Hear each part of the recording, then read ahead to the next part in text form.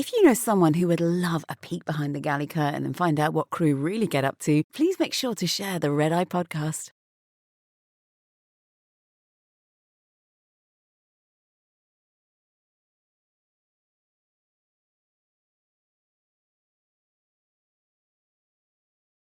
Before we start today's show, I just want to say a huge thank you to our latest core crew member, Kat. Thank you so much, Kat, for donating a little bit of money that helps us make this podcast what it is. We really appreciate it. Kat joins Ben, Dan, Stephen, Dina, Chris, Chelsea, Rebecca, Jez, Sally and Shelley as part of our Red Eye core crew. Now, on with the show. We appreciate that you, our dear listeners, must tune in each week having no idea what you're going to get. I mean, recently we've bounced between drunk pilots, zoonotic diseases, air disasters and terrorist plots. And while the theme is always rooted somewhere in aviation, the diverse stream of stories that have been slipping into our inbox have been a lot, even for us to keep up with. But it isn't always like this. Indeed, in other months, we seem to have a theme. And when our writer was gifted 3 stories at once recently, there was definitely one that had gripped her donor's interest. And that is the theme of the cheating pilot. It's a story we've heard before, a theme that does crop up from time to time. And so, like every time before, I want to begin here by stating that not all stereotypes are true. We don't want you to think that every pilot out there is cheating on their wives and girlfriends, or that even the majority of them are, because they're really not. Well, as far as we know, we're not anyway. But we would like to think that we aren't as naive as our donor was.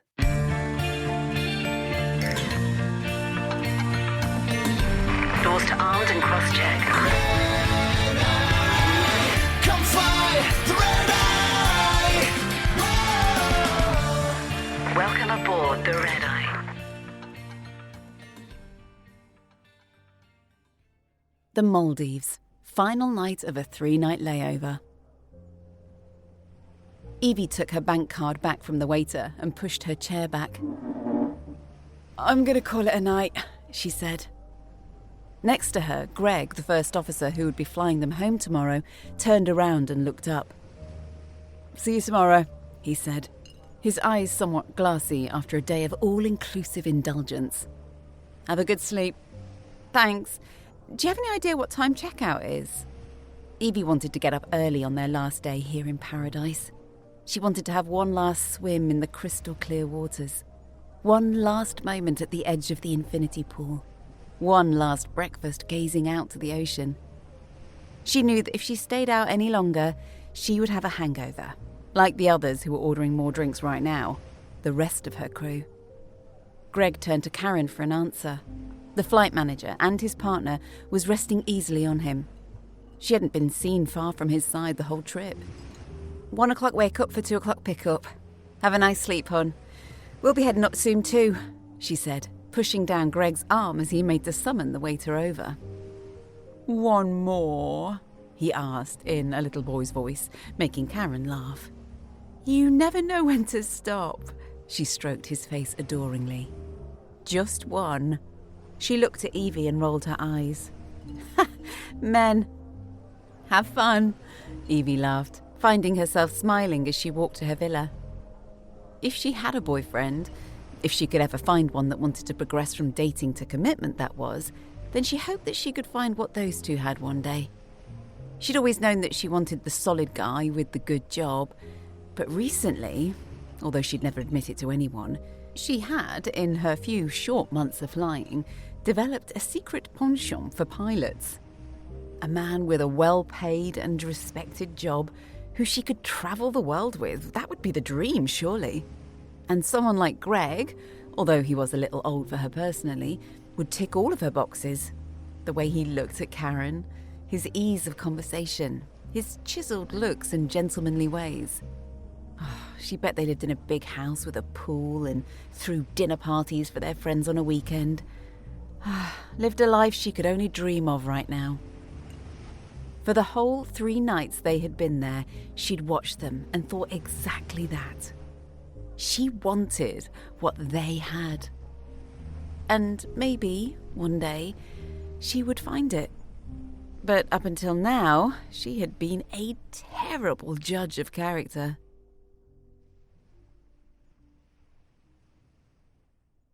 The next day, they piled into the small speedboat back to the main island, the wind destroying their hair. The girls screeched with laughter, and the boys roared. It was wild. Something so special. Something that they all knew they were lucky to experience. Being a flight attendant was never going to make them rich, but trips like this were what made it all worthwhile. At the front of the boat, Greg shielded Karen protectively, and when they got out awkwardly at the other end, he helped her and the other girls off the boat with a strong arm and a gentlemanly smile. "Thanks," Evie said, grateful for the steady support as the boat rocked under her heels.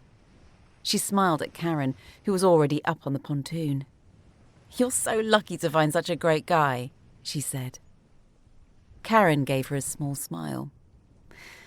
"Things aren't always what they seem," she said quietly, and looked away. Evie frowned, wondering what she meant, and glanced back over her shoulder at him. She shook her head and walked by. Smoothing down her hair, she made her way towards the crowded terminals. Some people just didn't realise how lucky they were. Perhaps Karen was just one of those who hadn't kissed enough frogs to realise when she had a prince.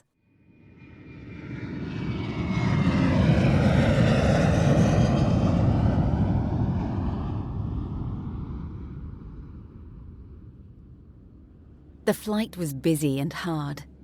It was filled with people who had paid a fortune for their luxury holiday and thought that the price also included a first-class service in economy. Evie was over it, harassed and harangued by the time she'd served 3 million gin and tonics and listened to 50 people whine about the food or the entertainment not working. It was as if they'd flown over on a private jet, she thought, as she cleaned up the galley after, or had forgotten that they'd only booked themselves into economy on a standard carrier. "That's it. I'm turning the lights off, putting these fuckers to sleep," said Frank, the purser, jabbing the panel at the L4 door with his finger. "Ugh, thank God," said Evie gratefully. "They've been a lot." "They've been more than a lot," Georgia groaned, slumping into a jump seat at the opposite door, one hand pressed to her temple. "They've been too much for a girl who mixed her drinks last night and lay roasting in the sun all morning. Oh, believe me." Evie smiled sympathetically at her. "First break, hon?" "Oh, you know it," Georgia said, her eyes closed and brow creased. Evie was relieved that she'd been sensible enough not to push it last night. She knew her limits. If she'd stayed out with the others, there was no way she'd have survived this flight without losing her shit with someone. Or multiple someones.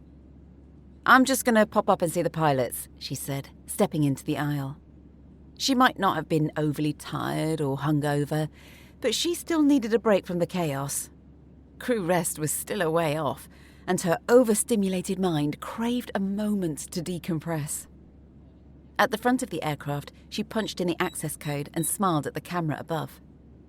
The cockpit door clicked, and she eased it open, stepping inside to where the air felt still and calm, free from the constant hum and chaotic vibrations of the cabin. She pulled it closed behind her. "Mind if I come in and hide for a second?" she asked. Greg was sat in the right-hand seat and turned to smile at her. "Come on in," he said, his face relaxed and unscathed by the 3 hours they'd been in the air with passengers on board. "I hear it's been a bit nuts down the back." "Oh, you heard right," Evie groaned, dropping into the empty jump seat behind him and the captain, Dave. "Have you got far to go home?" he asked. One of the many predictable but easy questions that were usually floated in here. "The New Forest?" Evie replied. Greg cocked his head. "Really? Me too." "No way." Evie had never met anyone from her own patch of the world before. Most of her colleagues were more city-based, like she had been until recently, but now, having moved back with her parents to save some money, she was having to get used to the quiet life again. "Whereabouts?" When Greg said the name of the village, Evie's jaw dropped open. It turned out that Greg didn't just live nearby. He lived in the same village, on the very same street as her parents. Of all the small villages in the New Forest, they were literally neighbours. "No flipping way," Evie said, laughing at the wild coincidence. "Crazy, huh?" Greg replied with a faint smile, though he didn't seem quite as amused as she was. "Oh, we should all go for a drink at the local sometime," Evie said with a rush of enthusiasm. She'd been so bored since moving back. Most of her childhood friends had drifted away, and there was no one nearby who understood her life or her travels. They were happy in wellies and wax jackets, riding their horses and having a muddy pint in the local. Suddenly, the idea of Greg and Karen living on the same street felt like a door opening to a whole new life in the forest. "You and Karen should come round. Mum and Dad throw great barbecues." Greg shifted in his seat. "Oh, yeah, where are you flying next, anyway?" Evie faltered, wondering if she'd been a bit too excited, a bit overbearing in her rush to make friends. Across from Greg, the captain had turned his back to her, and his shoulders seemed to be shaking with silent laughter at some joke she wasn't in on. JFK, she said after a pause. She wanted to circle back to making plans, but his sudden change of subject made it clear that it wasn't a conversation he wanted to have, and her excitement faded. "Right," she added quickly, pushing herself up from the jump seat, feeling a bit embarrassed by his rebuttal. "I'd better get back down the back. Brakes will be starting soon." It turned out Greg's reluctance to meet up was because he didn't live on her street with Karen at all. No, he didn't live there with Karen, because he lived there with his wife and 2 children. And Karen, well, she lived in Scotland with her own husband and children. Evie found out the next morning, in the airport car park, when Greg pulled her aside before they all went their separate ways, after Karen had slipped off to catch her flight home. "I'm really sorry," he said quietly, eyes caught somewhere between fear and pleading. Evie just shrugged. "It's your life," she said flatly. And it was. He hadn't lied to her directly, or done anything wrong. Not to her. Not really. She'd only met him and Karen on this trip. She didn't know his wife, had never seen his kids, or Karen's for that matter. It wasn't her place to judge, or to rat him out like he was probably worried that she was going to do. Still, though, she couldn't shake the disappointment, and it sat heavy on her chest. Not so much in him, but in herself. She had failed yet again to judge a man's character, and she was starting to worry she would never find a good one if she couldn't see the obvious, which, now that she looked back at the trip, had been right in front of her eyes. "Well, I might see you in the village," she said as a plane roared overhead, but she suspected she wouldn't.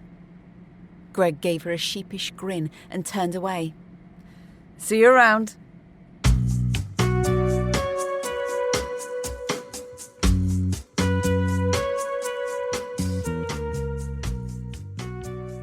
Six months later. "A handbag party?" Evie frowned. "What even was that?" Her mum chuckled. "Oh, lots of fake designer handbags and purses, like the stuff you bring back." "Oh." Evie got it. She'd flown to China for the first time last month, and her eyes thoroughly opened to the murky world of fakes. She'd been dragged around the markets, locked in back rooms, handed beers while the others haggled for hours over 20 pence. She'd watched one girl toss 4 black plastic sacks of stuff into a taxi, only to come down to checkout the next day having somehow expertly packed them into 2 sleek black suitcases. She'd seen crew she knew personally wheel thousands of pounds worth of fakes through customs with ease, smiling all the while she had sweated over 2 Longchamp bags and a Louis purse that she'd been coaxed into buying. And now, here was her mother, telling her that someone in their tiny village had brought a slice of that world to the pony-lined streets of the New Forest.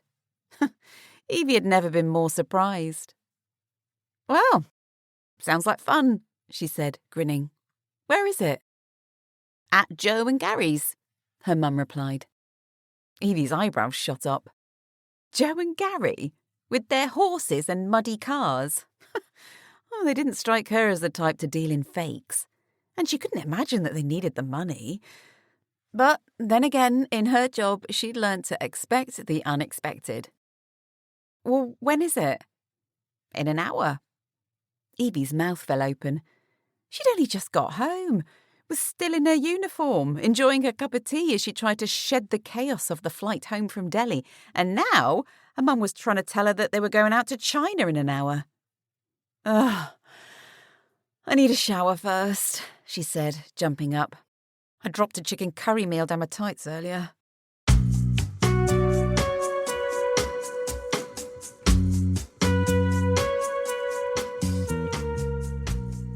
Joe and Gary's house was the biggest on the street. It had a huge wooden gate across the driveway to keep the wild ponies and donkeys out, a frontage 4 windows wide, and stables in the back garden, which was really a field. It had an Aga in the kitchen, wellies by the back door, and Land Rovers parked out front. They were country people through and through, and Evie didn't think she'd ever seen Joe carry a handbag, let alone a designer one, which was why the sight of the kitchen, with every side laid out with fake designer goods, made her want to laugh out loud with post-flight delirium when she saw it. "Come on in," said Joe, her hair its usual wild mop of curls and frizz, face makeup-free as always. She handed them both a glass of bubbles. "Isn't this fun?" I couldn't refuse when Pam suggested it. At the end of the kitchen island, a woman was showing a bag to one of Eve's aunts. One of those ladies that wasn't really related by blood, but she'd grown up calling her auntie, as she was one of her mum's closest friends. Aunt Bibi was clearly impressed by the navy shopper she was being shown, and she could hear the woman telling her that it was a Grade A copy, and that no one would ever be able to tell the difference between it and the real thing. Eve thanked Joe for the bubbles and inched nearer, feeling like she was back in the market in Shanghai. It all looked so familiar. She ran her finger over one of the clasps, wondering if she needed one, if she should buy one out of her house savings. Well, at least from here she wouldn't need to smuggle it through customs, sweating. She would just need to carry it down the road. "That one's lovely, isn't it?" The woman, who she presumed was the seller, had appeared at her side. "They're all top quality, made in the same factory as the real thing, so no one will ever be able to tell the difference." Evie watched as her mouth moved, hearing the same language as her crew had spoken when they were buying their bags, and it crossed her mind for a minute that she was just like them. "Are you crew?" she asked bluntly when she'd finished the sales pitch. The lady laughed. "No, not me. I used to be, though." "Oh," said Evie. It all made sense now. "I thought it must be something like that. I'm crew and I've just been to Shanghai," she explained, casting her eye across the stock. "And I saw all of this out there." The lady grinned and leaned in close, like she was going to tell her a secret. "Oh, well, my husband is a pilot, so I get him to put my orders in." She gave a wink and stood back up straight. Evie laughed, imagining any of her pilots being tasked with such a thing. When she'd been there, they'd all been armed with a small list from the wife, which was bought with urgency before they retreated from the place and back to the Irish bar. This woman's husband, though, he was clearly made of sterner stuff. He'd bought half the market back through by the looks of things, not just a gift for his wife to keep her sweet. Oh no, he had brought her through a veritable business opportunity, albeit a highly illegal one. She remembered how nervous she'd been walking through customs with 2 low-end bags, but this man, whoever he was in a league with the others. The ones with the 2 suitcases and wide smiles. "Who does he fly for?" she asked, wondering what airline had bred somebody who would risk his stripes for his wife's happiness. She didn't answer her. Instead, she turned round and tipped her head in the direction of the orangery. And there, In the dim lamplight sat a familiar figure, scrolling through his phone, away from the women. "Greg," she called out, and he looked up. "This girl's crew," she said. Greg smiled and waved, and then his smile dropped just a little as he recognised Evie. Evie waved back. Yeah, we've flown before," Evie said quietly, trying to keep her smile on as her heart broke for this lady who was unknowingly living a lie. Her mind boggling at how many lives this guy was leading. "No way!"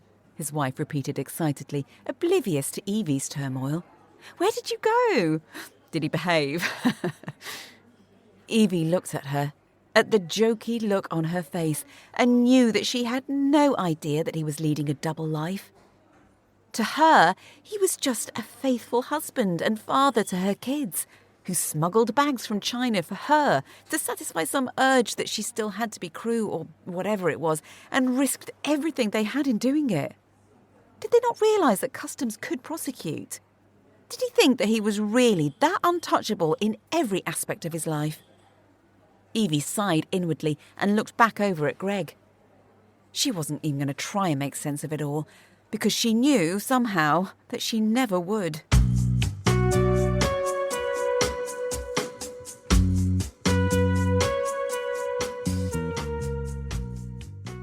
In bed that night, Evie looked across the room at her vision board, the one she had made when she first moved back home. There was a modern apartment, 2 small dogs, a man, of course, holidays and hobbies and everything she'd pictured would make a dream life. She got up and looked closer. Most of it was still what she wanted, but there was something off about the man, and she'd been contemplating changing him for a while. Well, since the trip to the Maldives, in fact. With her nail, she picked off the cut-out picture, peeling it upwards until he was out of her imaginary life. She looked at the limp paper in her hands, at the man in a pilot's uniform who had once seemed so perfect, and she screwed him up into a little ball. No, she'd seen enough now, and she had totally changed her mind. A pilot was not what she wanted for herself anymore. Greg, with the double life and the smuggling side hustle, had managed to put her off for good.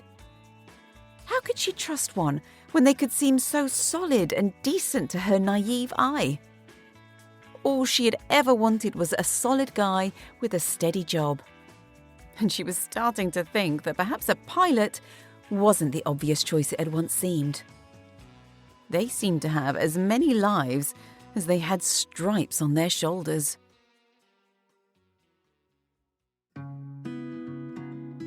The Red Eye Podcast is written by Kaylee Kay, narrated and produced by me, Ali Murphy. These stories are based on true events, but certain details, characters, and timelines have been altered to protect the innocent.